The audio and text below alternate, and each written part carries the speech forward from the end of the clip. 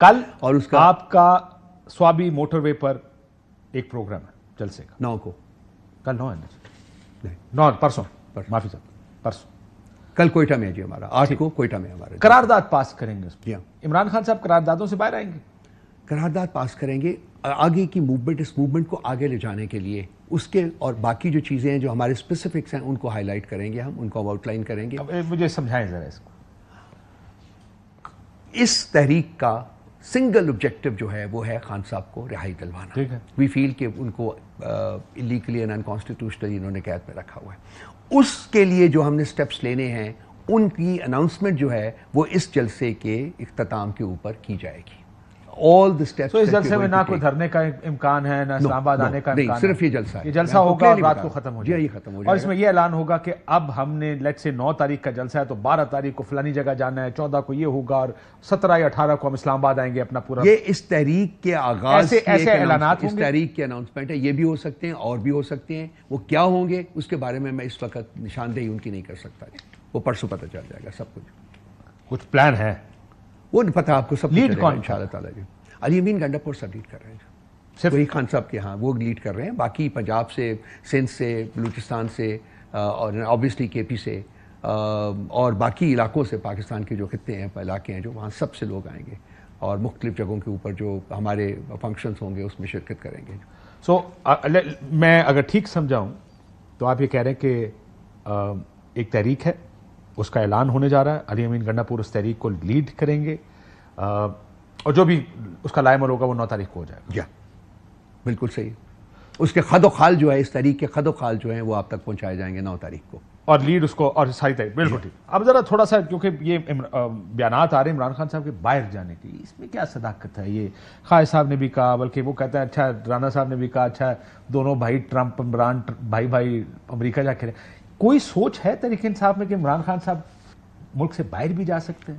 سوچ اس وقت ہوتی ہے جب ہمیں پتا ہو کہ خان صاحب باہر چلے جائیں گے. انہوں نے جانا ہی نہیں جانا. میں ان کو جانتا ہوں. اگر ڈیل کرنی ہوتی تو پھر 1.5 سال میں کر چکے ہوتے. تو یہ سوچ جو ہے ویسے ہی کاؤنٹر پروڈکٹیو ہے. اگر ہے بھی ہے مجھے تو اس کا کوئی علم نہیں ہے کیونکہ ہماری میٹنگز میں کبھی یہ ڈسکس نہیں ہوا. دیکھیں آپ کی میٹنگ میں یہ ڈسکس ہوا کہ اسٹیبلشمنٹ سے کدھر بات پہنچی ہے، ہو رہی ہے نہیں ہو رہی ہے؟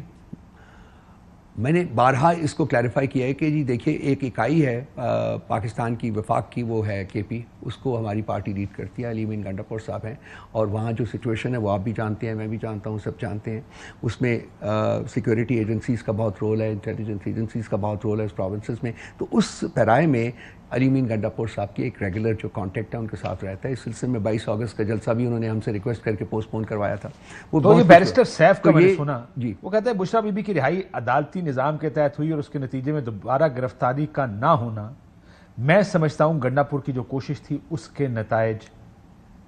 یہ گنڈاپور صاحب نے ہماری میٹنگ میں کہا ہے کہ جی یہ جو سٹیٹمنٹ دی گئی ہے میرے سے کہ میں کریڈٹ لوں، مجھے جاتا ہے اس کا، انہوں نے کہا یہ بالکل غلط ہے. میں نے کسی قسم کا یہ جو ایک آپ کی پارٹی ڈیل کا تاثر دے رہی ہے علی امین گنڈاپور کی طرف اشارہ کر کے کہ دیکھیں نا جی اسلام آباد سے جانے سے یہ فائدے ہوئے ہیں.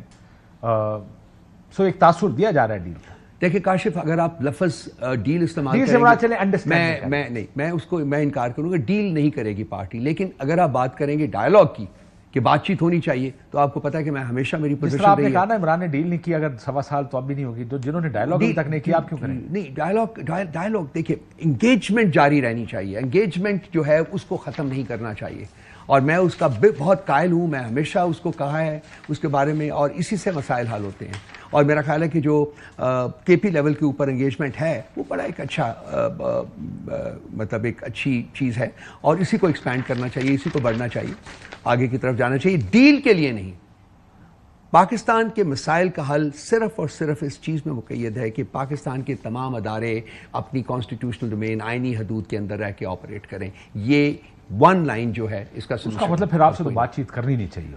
ان کا کیا کام ہے آئین کے اندر رہتے ہوئے؟ نہیں کرنی چاہیے، بات چیت کرنی چاہیے.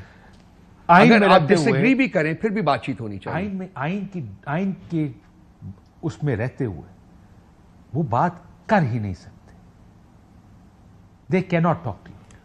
ایک سیاست میں وہ انٹرفیئر کر ہی نہیں سکتے. ایک انٹرفیئرنس کو ختم کرنے کے لیے اگر بات چیت کی جائے تو آپ یہ کہہ رہے ہیں کہ انیشلی وہ آئین سے باہر جائیں اور پھر ہماری بات سن کے آئین کے واپس آئین میں چلیں؟ آئین سے باہر نہیں جائیں گے. وہ آئین کے وہ آپ کو پتہ ہے اس وقت بھی موجود ہے, سب کچھ ہے, پریزنس ہے. تو اسی پریزنس کو آپ اسی کانٹیکسٹ میں اوپر آپ ان ایک باور کروانا ہے کہ جی پاکستان کے مسائل کا حل جو ہے وہ اس کے لیے یہ بہترین طریقہ ہے, تو اس کو آپ فالو کریں. ڈیل نہیں کرے گی, پی ٹی آئی ڈیل نہیں کرے گی, کسی صورت میں نہیں کرے گی. خان صاحب باہر نہیں جائیں گے کسی صورت میں. نہیں میں ڈیل کی بات نہیں کر رہا, میں تو بالکل انگیجمنٹ کی بات کر رہا ہوں. انگیجمنٹ کا آپ کہتے ہیں انگیجمنٹ ہونی چاہیے. یہ بتائیں, عدلیہ ختم ہو گئی, آپ عمران خان صاحب نے کہا کہ تباہ برباد کر کے رکھ دیا عدلیہ کو ان قانون سازیوں کے ذریعے جو قانون سازی ہوئی. لیکن آپ کی پارٹی کی جو باہر کی پارٹی ہے اس کو وہ اس جب یہ کانسٹیٹیوشنل بینچ بن رہا تھا اس انگیجمنٹ کا حصہ رہی. آخری دن ووٹ نہیں ڈالا لیکن ساری انگیجمنٹ کا وہ حصہ رہے. کمیٹی میں وہ جا کے بیٹھ گئے ہیں, جوڈیشل کمیشن کی جو جوڈیشل کمیشن.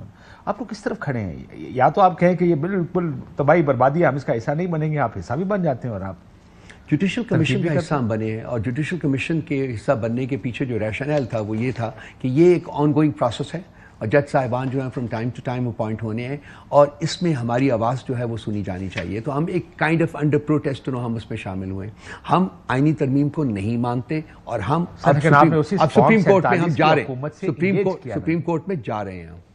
آپ نے اسی فارم 47 کی حکومت کو انگیج کیا, ویسے اس کا فائدہ کوئی نہیں ہونا سپریم کورٹ میں جانے کا, کیونکہ وہ 2 ججز نے لکھا تھا کہ اس کو ریویو کریں ترمیم کو, وہ نہیں ہوئی. پریشر بلڈ ہوگا تو شاید کچھ ہو جائے, کچھ نہیں پریشر بلڈ ہوگا. لیکن اب تو یہ معاملہ کانسٹیٹیوشنل بینچ میں جائے گا. سر گال بات گئی ویسے, اب تو یہ معاملہ کانسٹیٹیوشنل بینچ میں جائے گا نا جی. اب تو یہ نارمل سپریم کورٹ میں نہیں جائے گا. یہ بتائیں, قاضی فائز صاحب پر بڑی تنقید کی عمران خان کہ انہوں نے الیکشن چوری کرایا آپ کو. کیا اس میں کوئی جھوٹ ہے؟ میں پوچھ حد ہوتی ہے. چیف الیکشن کمیشنر کے ساتھ مل کے 3 لوگ ہیں, وہ تیسرے لوگ ہیں, میں تینوں کا نام نہیں لوں گا لیکن وہ تینوں لوگ. 2 کا تو لے سکتے ہیں نا. خان صاحب نے جو کہا ہے اس کے قاضی صاحب آپ ان کو براہ راست ذمہ دار سمجھتے ہیں؟ قاضی صاحب کا اور سلطان اکرم سلطان راجہ کا کردار سیاہ ترین ہے. سو ان کا آپ قاضی صاحب کو براہ راست ذمہ دار سمجھتے ہیں؟ ایبسلیوٹلی. خان صاحب باہر آ گئے, کسی وقت فرض کرے کو حکومت بن گئی تو کچھ کارروائی بھی کریں گے ان کے خلاف؟ خان صاحب کی نیچر ہی نہیں ہے. خان صاحب نے اپنے بدترین دشمنوں کو بھی دوست بنایا ہوا ہے. آپ کو جاننا پڑے گا نا. کون؟ خان صاحب. کس کو دوست بنایا؟ بہت سے لوگ ہیں, میں نام نہیں لوں گا ان کا. میں جانتا ہوں نواز شریف صاحب سے ہے دوستی؟ نہیں, نواز شریف کے ساتھ تو دوستی کبھی بھی نہیں تھی. دشمنی تو تھی نا. دشمنی بھی نہیں. آپ نے کہا دشمنوں کو دوست بنا. وہ دشمنی کے کانٹیکس میں سوچتے نہیں ہے وہ شخص, اس کو سمجھنے والے بہت کم لوگ ہیں بیٹھے ہوئے. وہ نہیں, دشمنی کے کانٹیکس میں سوچتا ہی نہیں ہے. اور بدلہ لینا اس کی سرشت میں ہی نہیں ہے یہ چیز, بدلہ لینے کا تو وہ سوچ